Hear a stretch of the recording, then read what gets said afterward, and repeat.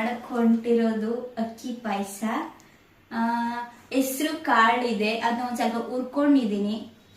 ಅದಾದ್ಮೇಲೆ ಕಡಲೆಬೇಳೆ ಹುರ್ಕೊಂಡಿದೀನಿ. ಸ್ವಲ್ಪ ಬೇಕಾಗಿರೋಂಥ ಪದಾರ್ಥಗಳು ಬೆಲ್ಲ ಮತ್ತೆ ಅಕ್ಕಿ ಹುರ್ಕೊಂಡು ಒಂದ್ ಸ್ವಲ್ಪ ಕಾಯಿ ಹಾಕೊಂಡು ಮಿಕ್ಸಿಲಿ ಒಟ್ಕೊಂಡಿದೀನಿ.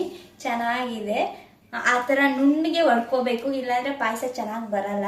ಆಮೇಲೆ ನೀರು ಇಷ್ಟೇ ಸಾಕು ಮಾಡೋದಿಕ್ಕೆ.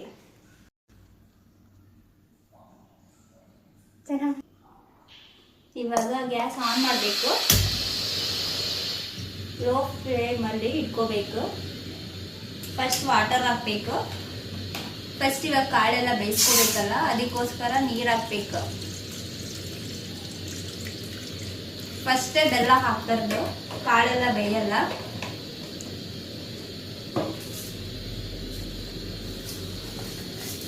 ಹೆಸರು ಬೇಳೆ ಹಾಕ್ತಾ ಇದ್ದೀನಿ, ಕಡಲೆ ಬೇಳೆ ಸಾರಿ.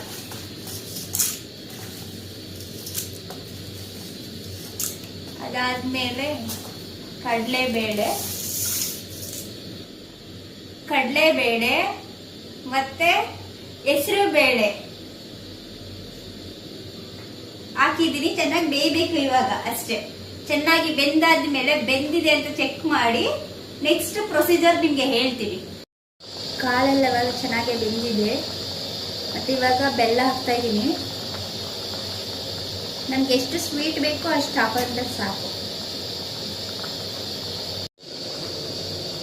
ಈಗ ಬೆಲ್ಲ ಚೆನ್ನಾಗಿ ಸ್ಮೆಲ್ ಬಂದಿರುತ್ತೆ, ಚೆನ್ನಾಗಿರುತ್ತೆ. ಮತ್ತೆ ಇವಾಗ ಕಾಯಿ ಮತ್ತೆ ಅಕ್ಕಿ ಹಾಕೊಂಡಿದೀವಲ್ಲ, ರುಬ್ಕೊಂಡಿದೀವಲ್ಲ, ಅದು ಹಾಕ್ತಾ ಇದೀನಿ.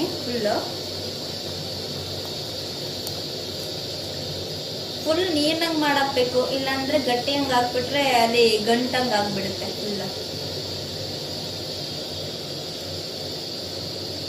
ಇಷ್ಟೇನೆ. ಇದು ಫುಲ್ ಕುದ್ದಾದ್ಮೇಲೆ ಸ್ಟಾಪ್ ಮಾಡಿದ್ರೆ ಸಾಕು, ಚೆನ್ನಾಗಿರುತ್ತೆ.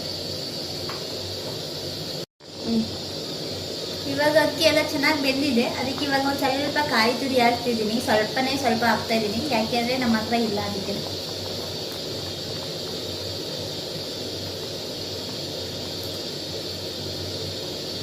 ಇಷ್ಟ ಹಾಕ್ಬಿಟ್ಟು ಇನ್ನೊಂದ್ ಸ್ವಲ್ಪ ಕುದಿದ್ರೆ ಆಫ್ ಮಾಡಿದ್ರೆ ಆಯ್ತು ಅಕ್ಕಿ ಪಾಯಸ.